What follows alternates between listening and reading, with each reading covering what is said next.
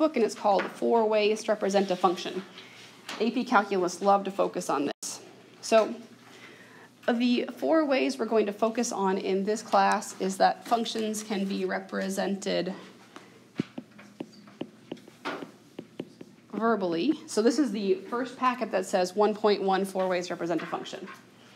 The one that says unit circle we're going to do the next day. So you can describe a function verbally using words. It's kind of self-explanatory.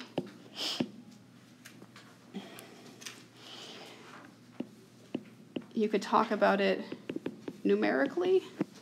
So you have a table of values. So, for example, my husband is a computer geek, and he studies glaciers, and they have measurements of surface velocities of the glacier as in how fast it's moving. He doesn't have a function. He just has like little finite measurements and little speeds. Does that make sense? So that's what it would be. You could describe it somehow by using this table of values. Also, you could use a graph. And you may or may not have an equation for that graph. It might just be like, okay, here's a picture. I took my measurements and I connected the dots or something like that. Does that make sense as an idea? And you could look at the graph and interpret some stuff. And the one that you're most familiar with probably is, I can't spell, I'm so terrible. Algebraically.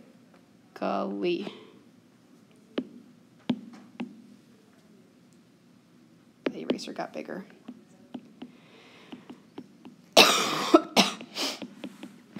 So something like f of x equals x squared plus 2x plus 1, right? That would be algebraically. You give an equation from which you can get a graph or get a table of values, which would go there.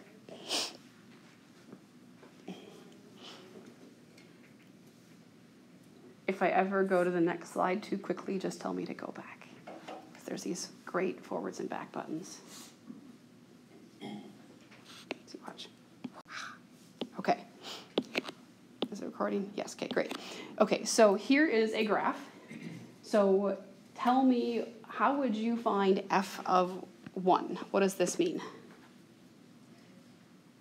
So 1 is the input, right?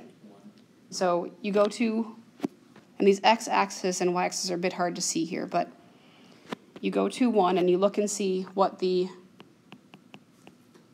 y value is at that point. So what is the y value when x is 1? 3. So f of 1 is equal to 3. And how about f of 5? 2, 3, 4, 5. There's 5 right there. That one looks like it's not an exact value. What would your estimate be? Negative 2/3-ish, approximately negative 2/3.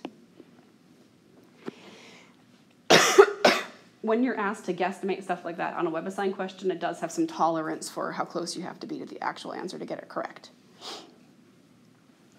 Okay, so the domain of f, so when you see domain, what do you think of? Domain is the set of all which values? All the x's. So let's assume that this picture actually touches that point and touches that point. So what is the leftmost x and what is the rightmost x? 0 and 7. 0 is the leftmost x. That's the leftmost value. The rightmost value is 7. And because you hit those values, they're included. Okay, the range of f, so domain is all the x's, range is all the y's. So in this case, you list the values from lowest to highest, even if the highest values occur first. So what is the lowest value? Negative 2. And did you actually hit that value? Yep. Okay, what is the highest value? 2, 3. Yep, I agree.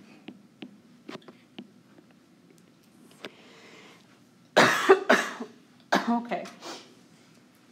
For what value of x is f of x equal to 4? So this first question in part A was asking for the y given a specific x. What is this one asking for? It's asking for x given that y, right? Okay, so you look and see the point where y equals 4 is this point right up here, right? So at which x does that occur? At x equals 2.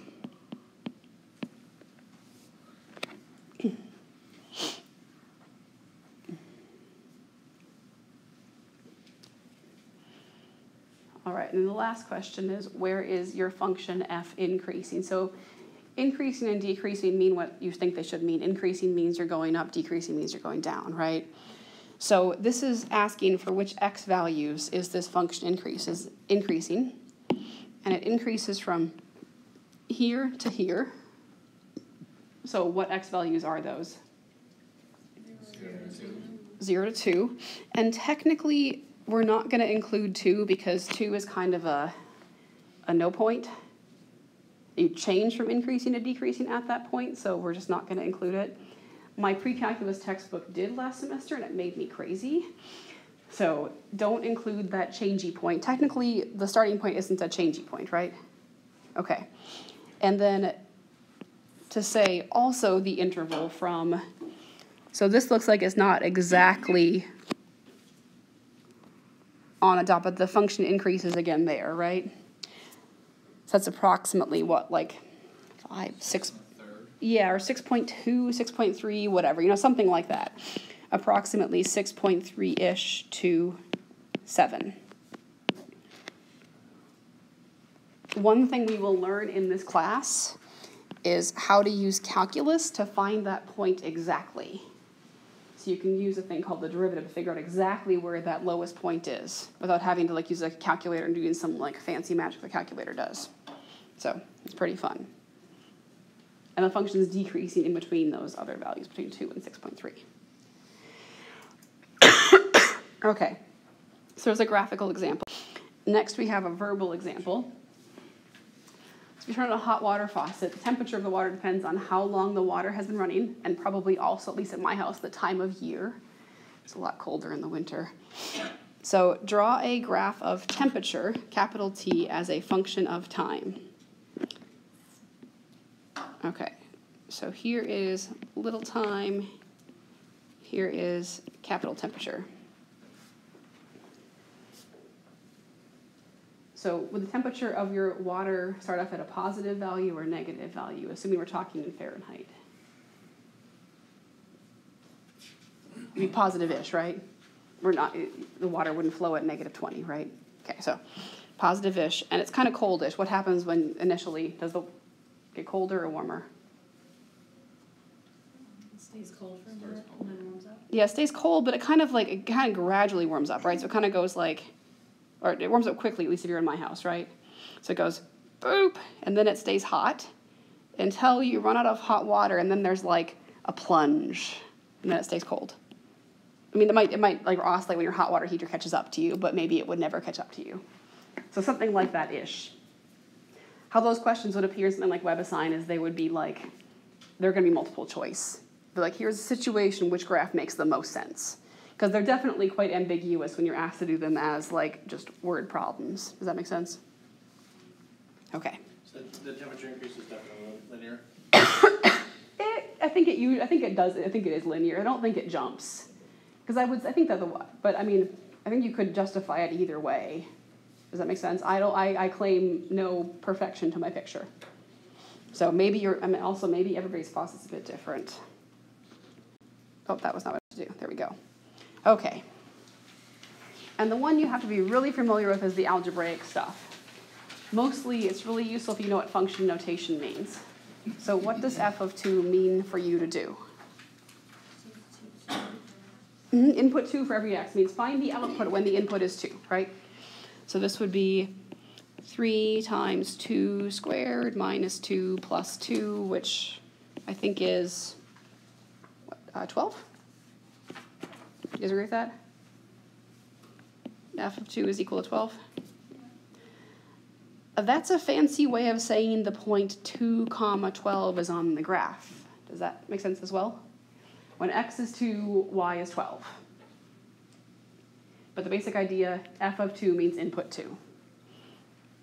What does the next one have? I think that's f of a, correct? No, f of a squared. That means input a squared for all the x's, right? So that's 3 times a squared minus a squared plus 2. This is kind of a bad example because you could do it wrong and still be right. Technically, what happens to those exponents? Do they multiply or do they add? they technically multiply. So that would be 3a to the 4th minus a squared plus 2. And that's all you're asked to do with this. You're not asked to do anything else, just plug in a squared. And so in math, parentheses are really important and placement of them is important. So notice on that one, the a squared was inside of the parentheses. That one, it's outside. Is that going to change the result? Conjectures? Yes, no, maybe? I won't hold you to it. Yeah. Okay, so this means to plug in a. Does that make sense? Okay. So that becomes 3a squared minus a plus 2. And the squared around the outside means take that result and then square the whole thing.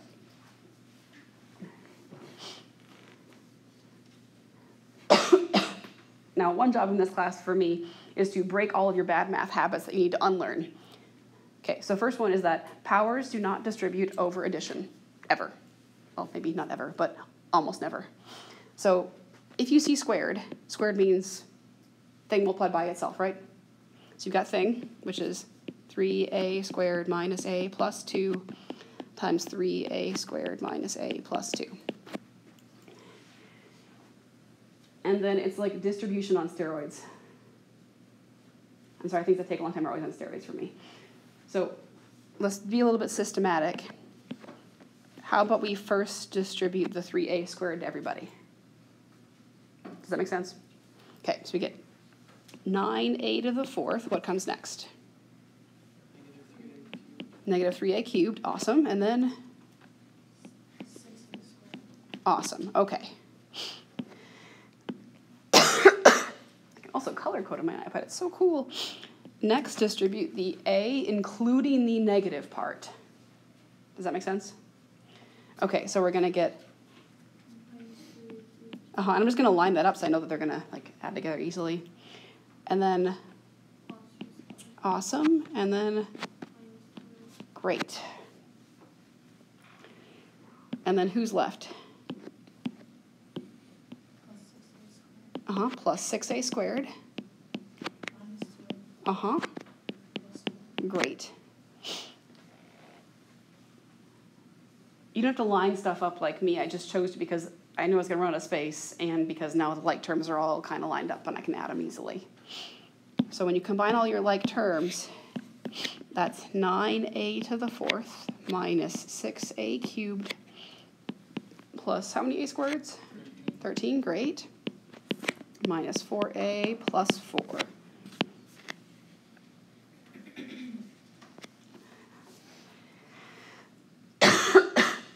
Do you know what I meant when I said that power doesn't distribute? Do you understand what I mean by that? So in the beginning, a lot of people, when they first learn math, really want to do, when they see something like this, they want to just square every piece and call that good. And that obviously is not what you're supposed to get, right? So powers never distribute, including rational powers, which we'll discuss later. Okay, you're going to see this thing a lot. It's called the difference quotient. And the first step is to not freak out. Everybody got that one down? Okay, second step is to take it piece by piece. So just first dissect this a plus h piece. If you have something in the parentheses of a function, it means plug that thing into function, right? So what gets plugged in for x? A plus h. So that first x is replaced by a plus h. The second x is replaced by a plus h. And there's no x with the 2, so that stays 2. I made a slight mistake on purpose. You have to put this a plus h in parentheses. Inputs always go in parentheses. If you remember that, you're always going to get it right. And that means that the whole thing gets input correctly, so the negative affects the entire part. So that's just the part I circled. That's just f of a plus h. And then we're going to take away. What does f of a mean? What do you plug in? A. So 3a squared minus a plus 2. And if you want to take away the whole thing, once again, you have to put that in parentheses.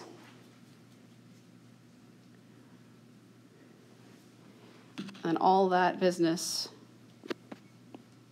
over H. I'll let you catch up and attempt to not burn myself drinking some tea. And from there, you just start simplifying slowly and carefully. Also, on your homework, don't cross stuff out, at least not very hard, because if you cross stuff out, I can't see it. Then we can't grade it. Okay, so the first thing we should do, I think, is just kind of work from left to right and start simplifying stuff. So a plus h squared. It'd be pretty useful to just know this pattern. So that's a squared plus ah plus another ah plus h squared. So it's a squared plus how many ah's? 2. Okay, so you got 3 times a squared plus 2ah plus h squared. And then the negative distributes. You'll have minus a minus h plus 2. The next negative distributes into the purple stuff. You get minus 3a squared plus a minus 2 all over h.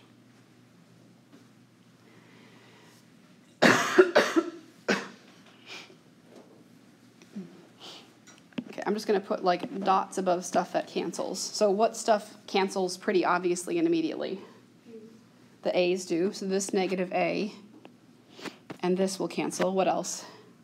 The 2's. Okay, let's distribute that 3. 3a squared plus 6ah plus 3h squared minus 3a squared all over h. Did I miss anything? Minus h, thank you. I knew I was missing something.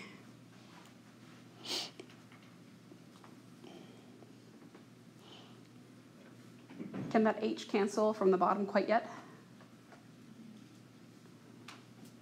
That whole big division bar means everybody has to be divided by h. Does h go into everything?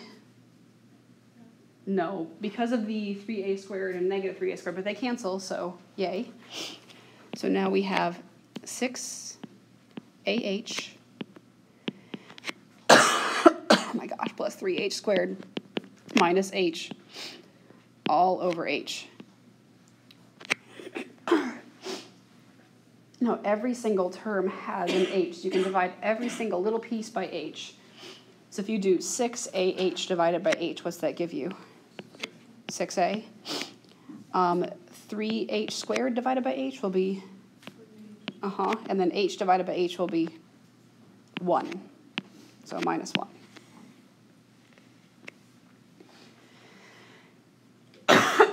If you've had calculus before, you don't take h to 0 yet unless there's a limit sign there. So just FYI, the problem, you should actually just stop there. But that is really just algebra 1 on steroids, right? Like plug stuff in, simplify a lot. Be careful with your distribution. If you hadn't distributed the negative correctly on that last thing in purple, things wouldn't have canceled, which would have messed up your problem, right? So be careful with parentheses. Kind of the moral of my little story. All right. In my experience, students struggle a lot with piecewise functions. Is that true? Yeah, okay. So I'm going to try to make it make more sense. So x equals 1 is the point at which you switch from one to the other. So let's draw in a dotted line at x equals 1. Some other teachers might not like this, so if you do it for somebody else, erase the dotted line, you're done, okay? So here's x equals 1.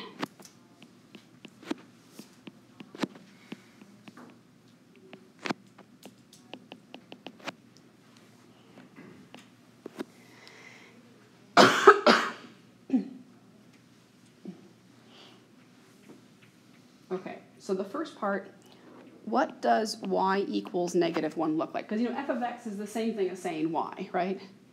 So if you were to graph y equals negative 1, what is it? A horizontal or vertical? Horizontal, yep. And you only want the half where the x's are bigger than 1. So on what half of my vertical dotted line are the x's bigger than 1? On the right side. So we graph this on the right. So from there over, does that make sense?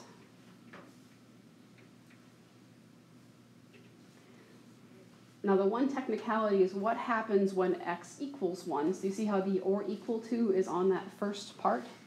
That means you make a filled in circle right there on the dotted line.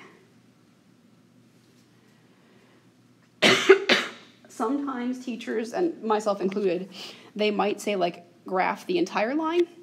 And then they might say, okay, which half do you want to keep? You want to keep the left half or the right half? And you want to keep the half where the x's are bigger than 1. Here's another hint. This thing is kind of like an arrow. It points to the direction you keep. You see what I'm saying? Like the inequality sign points that way, and you keep that half. Okay, so no one went ooh or ah, so I guess you don't, it's not very exciting. Okay, well, whatever. So I'm going to erase that side. The eraser is enormous. Go smaller. Okay, great. Now, the other half, what kind of thing is that? It's also a line, right? Is it a horizontal line or does it have some kind of slope? Has a slope. What is its y-intercept? 7. So it would start on the y-axis at 7, which in my picture is actually right here. And its slope is equal to 2.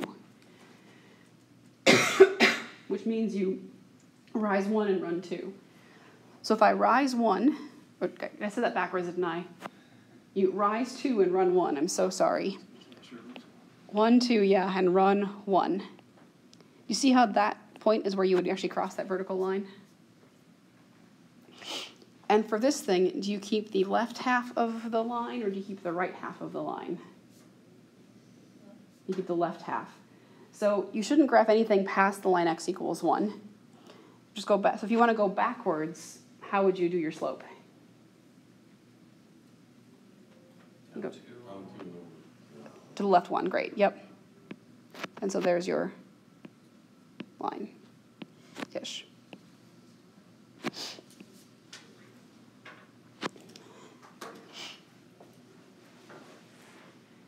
But I think the vertical line will help you decide where to divide it into pieces. Is that a little helpful? Okay. All right. Oh, I did not fix my typo. So they should both say the same number. That's me. So let's both say -1. Okay, so there's the dividing line.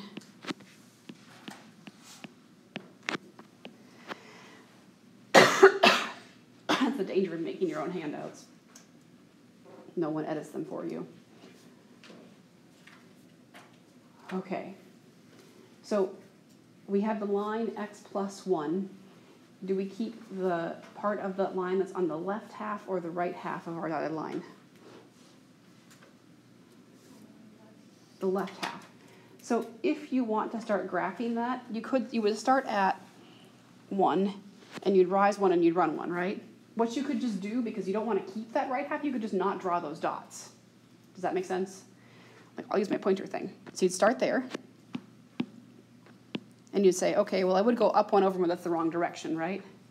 So you go down 1, backwards 1. Would you draw a dot right there? Yes, you would, because of the or equal to. And you go down 1 and backwards 1 again. What's another way you could do this?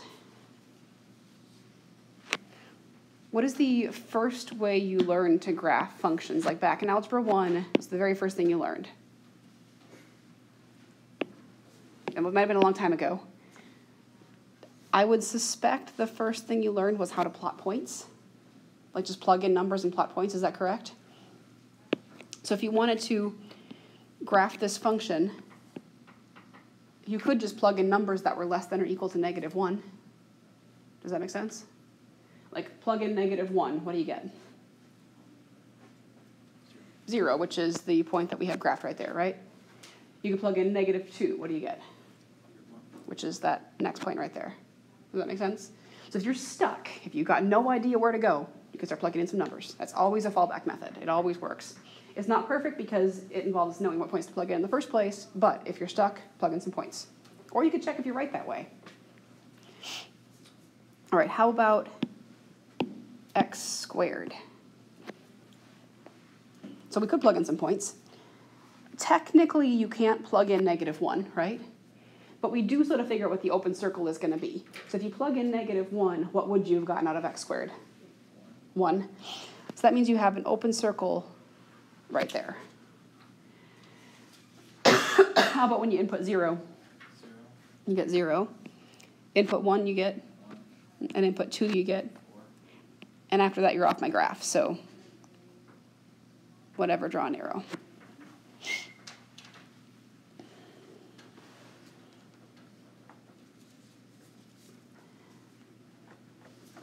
All right.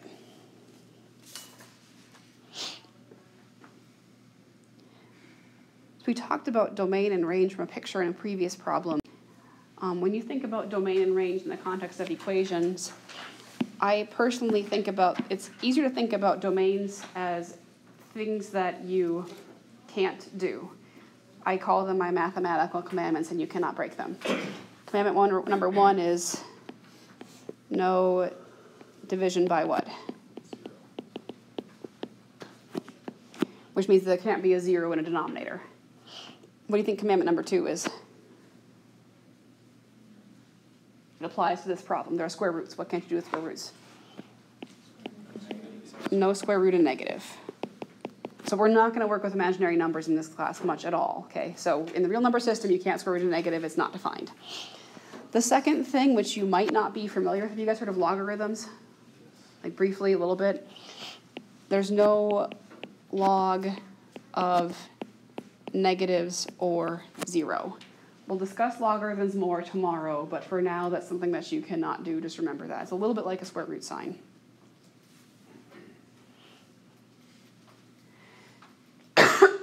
Okay, so for this function, to have numbers that so the inputs are the numbers that we can plug in without breaking those rules. So for this first part, does it make sense that x has to be bigger than or equal to 0? That's the same thing as saying you can't be negative, you must be positive, right? You can square any number that's bigger than or equal to 0.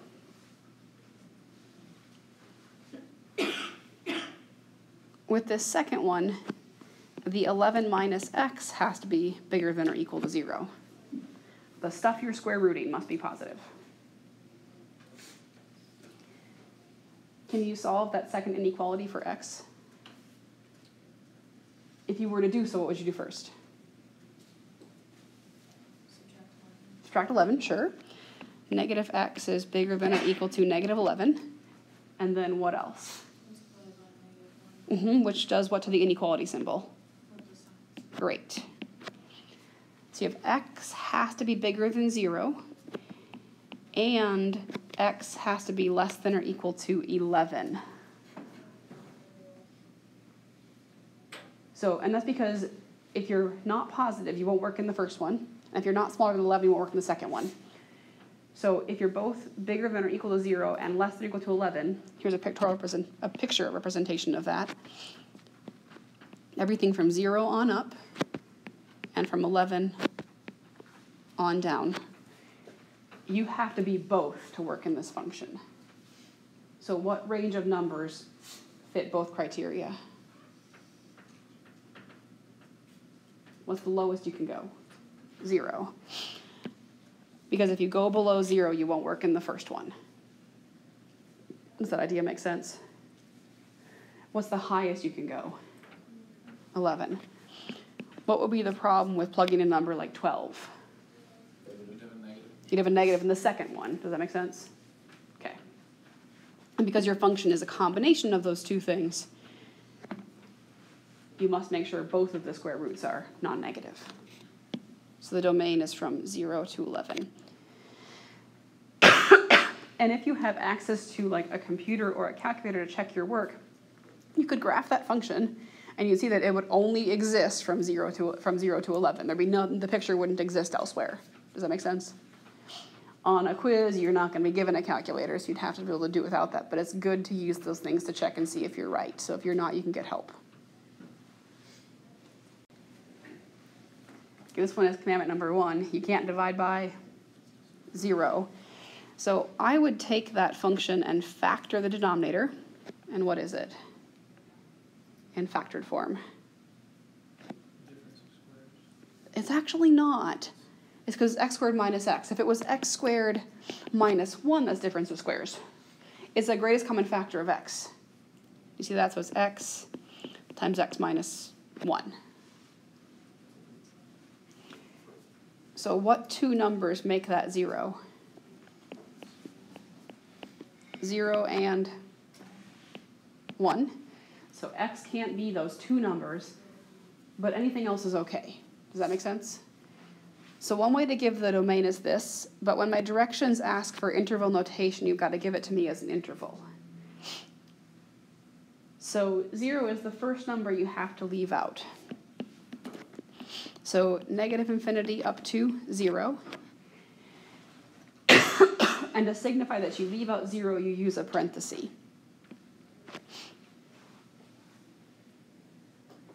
So 0 is no good, leave it out.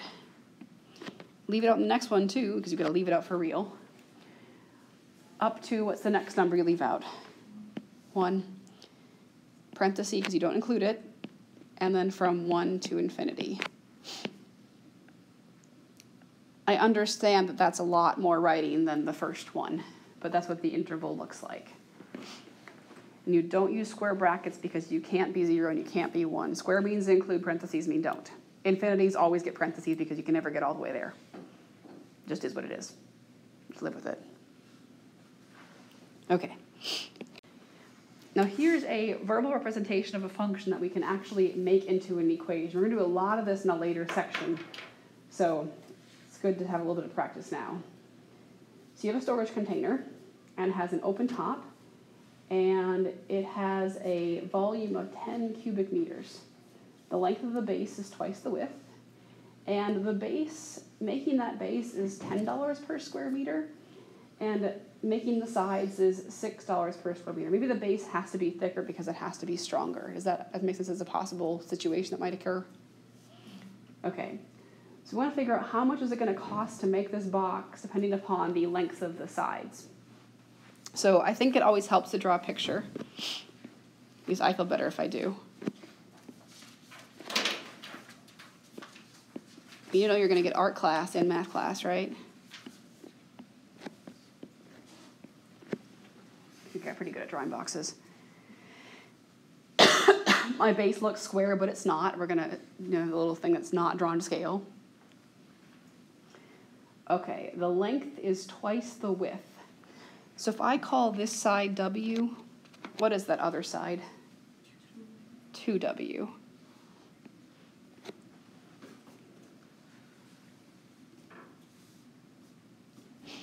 And then do we know the height? We don't, do we? No. Okay. So there's your picture. W, 2W, and H. And to be a bit systematic about it, the first thing they told you is that the volume is 10 cubic meters, right? So we know that 10 is going to equal what times what times what? 2W, W, and H. So, well, 10 would equal 2W squared H. And we're going to use that later, but for now, let's just, forget about it, okay? Temporarily. Okay. So the cost, I'm going to call that C. Your base is special plus your sides are different cost, right? So you got some cost for the base that's different, some cost for the sides that are different. So the cost is $10 per square meter for the base. So you need to know the area of the base to figure out how many square meters there are, right? You don't know it specifically, but you could make an expression for it, right? 2W squared. So it'd be 10 times 2W squared. Does that make sense? It's the cost per square meter times how many square meters. How many square meters is a variable, you don't know what it is specifically, so you've got an equation. Okay, are all four of those sides equal? As in the upright sides? No, they're not. The front side and back side are larger than the two sides on what I call the left and the right. Does that make sense? So you have $6, two sides, and what are their areas? We'll say of this one. 2WH. And you have $6 times two more sides, and their areas are WH. Does that make sense? Okay. Let's multiply together the things that we can and combine like terms. So I think I've got 20W squared plus, let's see, 24 plus 12. Is that 36 WHs? I have a cold, so I'm half brain dead. Tell me if I make an arithmetic mistake, please.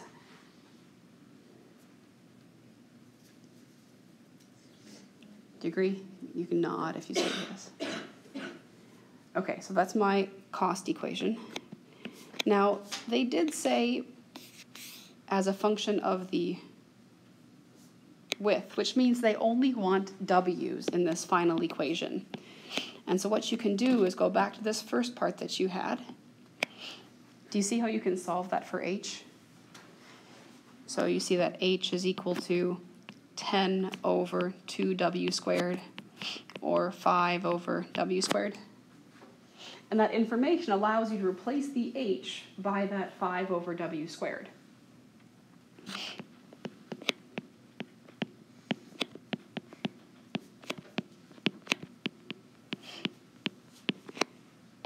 And then just simplify it slightly. Oh, 36 times 5. 180? Uh-huh. And can you cancel any of the W's? You have one W left. Where is it? In the top or bottom? Bottom. There you go.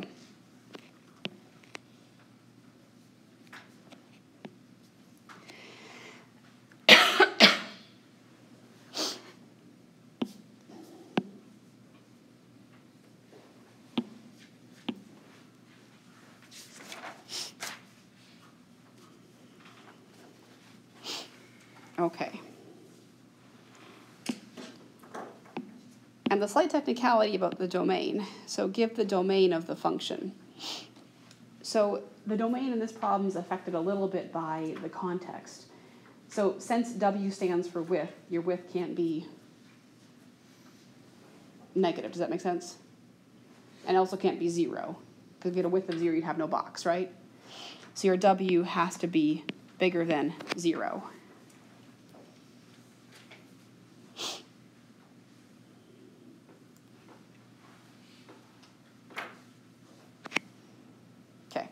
There probably is a little bit more to that than that because you also have the restriction that you have that width of 10, but I'm afraid I didn't think through it carefully enough to give you a specific answer on that now. But the main important thing is that you can get this equation. So there are a couple of things, like there's one question like that on your written homework. You've got to take a situation and make an equation out of it. We'll do more of that in a later section. We'll actually figure out how to determine the box that encloses the most possible volume. Because the boxes that fit this criteria can be lots of different volumes. You figure out which one is the best one. There's a reason that Coca-Cola cans are the shape that they are, is because they are the least amount of metal for holding a specific amount of liquid. So we can prove why a Coke can has the shape that it does. Coca-Cola thought about this. So, okay, I think that's the end of the first lesson, right? No, maybe, yes, I don't remember. There's one more. Okay, one more, because I left this out before and I added it back in. So it'll be helpful if you know these definitions. So a function is called an even function if what is true. My pre-calc kids just like drill this in their head. F of negative x equals f of x, right? Has anybody seen that before? Okay. That means when you plug in a negative number, same as plugging in a positive number of the opposite number. So like plugging in a negative 2, same as plugging in 2. What's an example of a function that has that property? Anybody take a guess? X squared. You can see where the even name came from, right? It came from the fact that it works with functions that have even powers. and even functions are symmetric about the y-axis. Because you plug in this positive x, same as plugging in negative x. They have some kind of symmetry about the y-axis.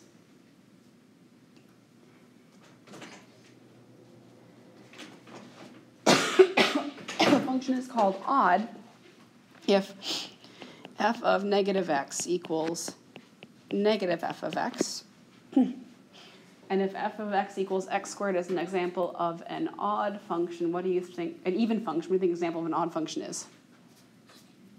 X cubed. Technically so is f of x equals x. But what this means is that when you say plug in 1, you get the same value, opposite value plugging in negative 1. Odd functions have to go through the origin, and they're symmetric about the origin. All odd functions always has to go through the origin to have that symmetry. Yeah, so these are going to always have to pass through the origin. Must pass through 0, 0. But the way you check if a function is even or odd, notice that both parts of the definition mean they involve plugging in negative x, right? So to check if a function is even or odd, you plug in negative x and you see what happens. Does that make sense? So let's do a couple. So this one, plug in negative x and see what happens. 1 plus 3 times negative x cubed minus negative x to the 5th. The function is even if when you do this you get the original function out, and it's odd if when you do this you get negative the original function out. And this functions can also be neither even nor odd. It's possible. So what happens when you cube that negative? It's negative, so that becomes minus 3x cubed. Does that make sense? And this is going to become plus x to the 5th. Does that make sense? Why? All right. So here's the question you ask yourself. Does this equal g of x? Is it the original function, yes or no? No. And that means it's not even. Okay. Question 2 is, does this equal negative g of x? And what that negative g of x means take the original function g, multiply it by negative 1. So is this true? Does it equal negative g of x? No. And what part of it's messing it up? The stupid 1, right? So, okay, question 1 is not even. Question 2 is not odd. So this one actually is neither. I didn't mean to put an either first, but it happened. If that 1 wouldn't have been there, so if the 1 was missing, what would it have been? It would have been odd. Does that make sense? Because if the 1 was gone, there'd be no 1 there. That would be negative 3x squared plus x to the 5th, which would have been the original function multiplied by negative 1.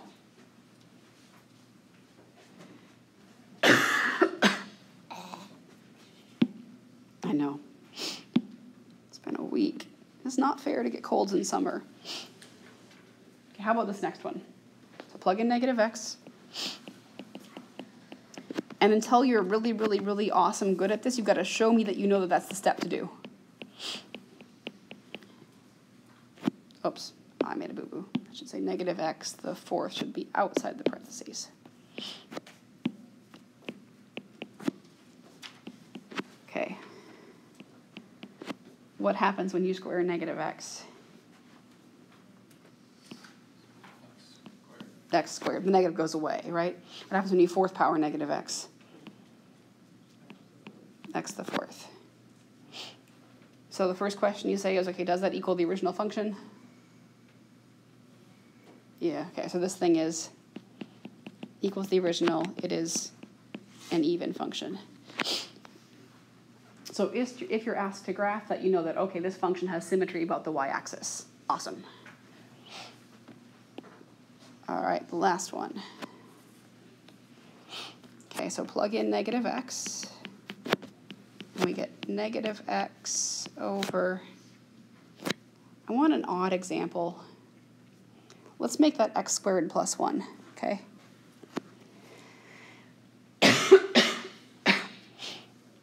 Let's actually change the question to x over x squared plus 1. Negative x squared plus 1. So that's negative x over x squared plus 1. I did kind of just tell you I was going to construct an odd example, so I suspect that this must be odd because I said so. But the question isn't like how to read my mind, is the question of why. So obviously plugging in negative x didn't give us back the original, right? So it's not even.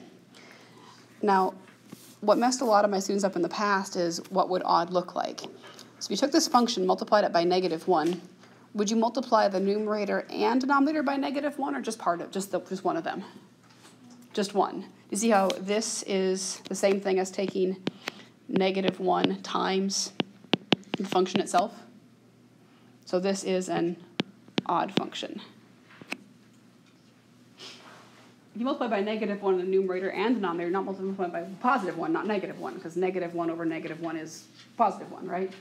So if you have a function that is a ratio and you end up with one negative sign, just like the numerator or denominator, that works the same thing too, right?